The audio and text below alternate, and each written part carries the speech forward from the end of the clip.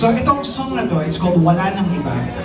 Napakinggan nyo na ba yun? Narinig nyo na ba yung song namin na Wala Nang Iba? And the song features Miss Bel Mariano. Actually, yung message nitong song na to is about two lovers.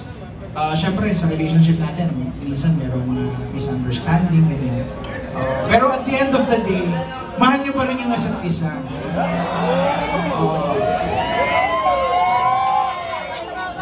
Kasi fourth song pa lang to eh, so mahal nyo pa yung isa't isa. Mamaya pagka mga sixth song na, medyo nagre-ready na para mag-iwalay. Hindi mo na tawag yung supplier!